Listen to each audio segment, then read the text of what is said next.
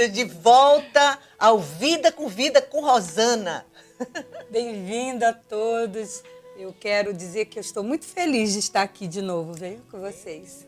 Bem-vindas. É a minha primeira vez, mas eu também estou muito feliz. Bem-vindos ao Vida com Rosana. É uma alegria muito grande estar aqui com as amadas e com a nossa pastora maravilhosa. Muito bom poder compartilhar essa mesa com minhas irmãs, com tantas experiências que cada uma tem. Nós estamos muito felizes de estar hoje aqui.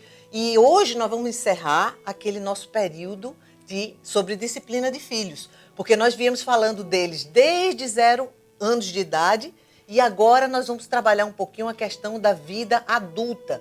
E muito interessante, porque todas nós aqui temos filhos adultos em situações bem específicas. E eu quero que você conheça um pouquinho da história do filho de cada um. Eu vou começar aqui com Leslie. Fala sobre seus filhos, Leslie. Então, pastora, eu tenho 3 filhos do ventre, né, e uma do coração. A do coração tem 32 anos, que é a Lorena. Eu tenho a Rebeca, de 19 anos. A Amy, que tem 15 anos, né? E o Samuel, que tem 2 aninhos. Imagina! Abrange todas as fases. Todas as fases. É completa. Incrível, né? E você, Rubita? Eu tenho 2 filhos. Eu tenho a Maria Tereza, que tem 29 anos, e eu tenho o Pedro Henrique, de 27.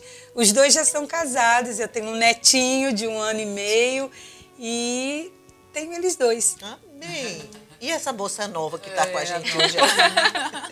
Não tão nova assim, né? Eu tenho 3 filhos, 2 meninos e uma menina. O meu primeiro filho, o Luiz Antônio, ele tem 35 anos agora. O do meio tem 33 anos e Juliana com 22. Já pensou? Todo mundo com cara de garotinha, jovem. Todo mundo filho adulto já, não é bom? Então, a gente tem desafios para essa fase também. Porque a gente passa a vida inteira com as crianças dentro de casa e a gente diz todos os nãos que a gente acha, né? Tudo que vai, que pode, que não pode, e de repente os filhos ficam adultos. Agora, existe uma diferença muito interessante entre filhos adultos, solteiros, filhos solteiros, mais um pouco mais jovem, e também filhos casados. A gente tem ouvido algumas histórias aí de sogra, né? Que está em cima do filho que casou, ou a mãe que está sempre o filho já adulto, mas dando a sua comidinha, o seu leitinho, o seu não sei o quê, né? Como seria nessa fase a gente lidar com a diferença de idade, a nova etapa da vida, porque eles vão crescendo, não é? E o que eu observo é assim, muitas vezes a gente quer que o filho fique adulto logo. Está com 16 anos, nesse país, então, se coloca a criançada para fora de casa, vai estudar, esquece de mim. E eu não consigo dosar as idades adequadamente, né? Eu não sei o que vocês já viram, como é que vocês veem essa diferença. Vamos começar conversando um pouquinho sobre filhos solteiros, não tão adultos, em casa. Vocês teriam alguma experiência para contar nesse sentido? Porque eu sei que todas nós já vivemos experiências com nossos filhos de 16, 18 anos, 19 anos, 20. Eu mesmo passei uma luta muito grande com meu filho Israel nessa época. Mas eu queria ouvir um pouquinho de vocês, alguma coisa que vocês viveram com os filhos e essa transição que aconteceu. Porque com pouco tempo eles começaram a ficar adultos, maiores, né? Você, por exemplo, Leslie, tem 2 moças em casa, uma mais velha, não é? De 19 e uma de 15. Imagina, né? E essa de 19, que foi aquela que você criou desde o ventre, né? Como é que foi para você essa transição dela para uma idade maior? Como é que você tem encarado isso? Não tem sido fácil, né, pastora? Porque a gente tem aprendido a viver na palavra de Deus, né? A instrução da palavra do Senhor. Mas elas convivem com o mundo, né? É verdade, é um desafio E há uma grande. influência muito forte sobre isso, né? Então, a gente realmente, primeiro, tem que viver, né? Viver a palavra do Senhor, ser autoridade, porque quantas vezes ela diz, eu quero fazer isso, e eu digo, não, minha filha, você não vai fazer. Mas todo mundo está fazendo. Essa história a gente escutou muito quando era pequena. Você não é todo mundo, né? E realmente não é. Você realmente é diferente, porque você é uma escolhida do Senhor. Né? E aí eu falo, você tem visto isso em mim? E ela, não, mamãe. Quando eu falo assim, não minta, não desobedeça. Então, assim, eu tenho aprendido que primeiro eu preciso ser. Porque não adianta eu falar, faça tudo isso da palavra e eu viver completamente diferente. Porque isso vai ser uma hipocrisia. Exato. Isso vai criar uma ira. Porque eu cresci minha mãe falava assim, não fume! E ela fumava. Meu Deus. E aí o que Aí, aconteceu? autoridade Eu acabei nenhuma. fumando. É.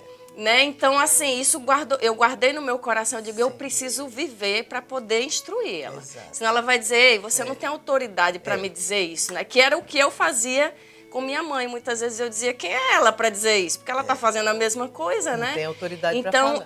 é a coisa primordial que a gente precisa ser para depois ensinar, né? Mas, assim, é uma fase bem difícil, somente com muita oração, né, meditação na palavra do Senhor e mostrar os caminhos, porque a palavra de Deus diz que se a gente ensinar o Nunca vai caminho que desviar. ensinar o caminho que eles devem dar, eles nunca vão se desviar. Então, eu tenho crido nessa palavra Amém. e tenho andado de acordo com ela, né? E eu creio, tem as falhas, como todos nós temos. Exato. E a gente tem que estar ali muito cheio de amor, muito cheio de sabedoria do alto, não do homem, porque a gente realmente não sabe fazer. Mas se a gente busca a força do Senhor, É isso a aí. gente tem Com toda sabedoria do alto. É isso né? mesmo.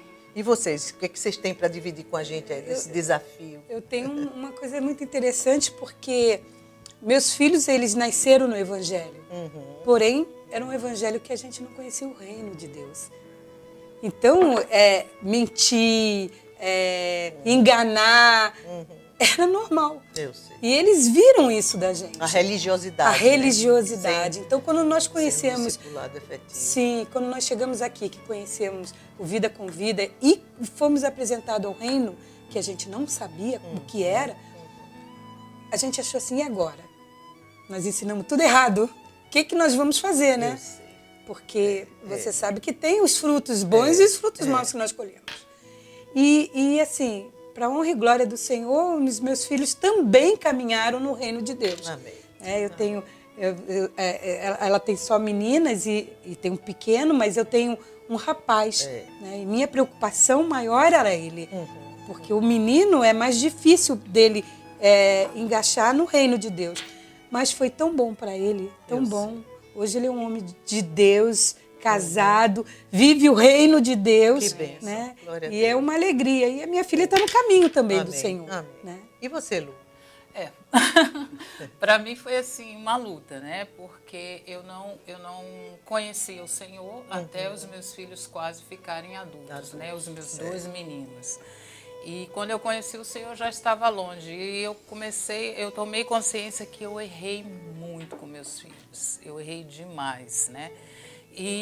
Mas eu creio no poder da oração. Amém. Né? É isso mesmo. Eu creio no poder da oração, eu creio no exemplo, né? E eu comecei mesmo de longe ser exemplo para meus filhos, orar pela vida dos meus filhos, pagar um preço de santidade, de oração pela vida dos meus filhos. E eu tenho visto o resultado, graças a Deus, né? Eu tenho visto o resultado na vida deles. Meus filhos andaram em coisas terríveis, mas hoje eles têm se arrependido, têm voltado para o Senhor. Com a Juliana foi diferente. Com a Juliana eu já cheguei aqui, eu me converti, ela tinha 5 aninhos, então foi mais fácil trazer. Ela também amadureceu muito cedo, né? E tem sido bênção, né? Ver ela crescendo e vivendo, sendo uma menina de Deus, né? Obedecendo a palavra, apaixonada por Jesus, né? E eu creio que tudo isso também foi o poder da oração, o poder da santidade, o poder do isso aí. ensinar Amém. a criança no caminho que deve andar. Amém, Lu. Então, é interessante demais, porque nós temos desafios. Não existe uma regra, uma cartilha exata. Você faz isso, ele faz isso. Você faz isso, ele faz isso. O que ela falou é muito importante. Você tem que ser. Porque a maior pregação que você faz para os seus filhos é aquela que ele vê na sua vida. Não é o que você fala, mas é o que você fala e vive. Então, entender as diferentes estações, quando você tem um filho casado, esse filho casado agora saiu debaixo da sua autoridade. Você não é mais autoridade sobre ele. Você é referência. Você é alguém que ele olha e lembra o que é fazer a coisa certa. O que é fazer aquilo que a palavra de Deus ensina. Então, cada embate que ele tem, seja no casamento, seja no trabalho, ele lembra de você como um referencial que ele presenciou e viu a vida inteira. E ele escolhe, quando isso é feito com graça, com unção, com presença de Deus, escolhe o melhor.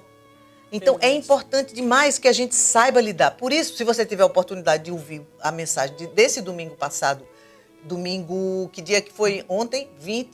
Não, Dia das Mães, né? Dia das Mães. Dia das Mães. Dia das Segundo domingo Mães. de maio. Você vai ver as estações.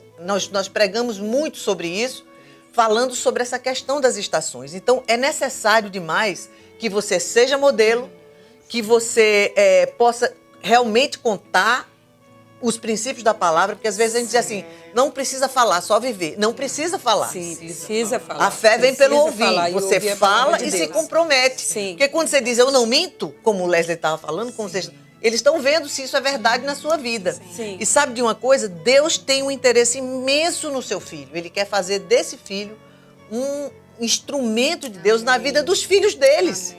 Porque quando as meninas começarem a ter filho, elas vão lembrar o referencial que Leslie passou. Entende? E Deus vai abrir espaço naquele lugar, naquele coração e naquela vida para uma transformação imensa. É verdade. Então, queridas, o que nós queremos é que o seu coração se volte ao Senhor. Porque a presença de Deus na sua vida muda todas as coisas no ambiente que você está. Então, que Deus abençoe você ricamente e que a graça do Senhor seja abundante, a inteligência do Espírito Santo, porque realmente é um grande desafio fazer discípulos que vivem conosco 24 horas por dia, vendo as nossas falhas, mas ainda assim vendo como é que nós nos arrependemos e mudamos. É bênção. Amém? Amém. Deus abençoe. Um grande beijo para vocês. Em nome de Jesus.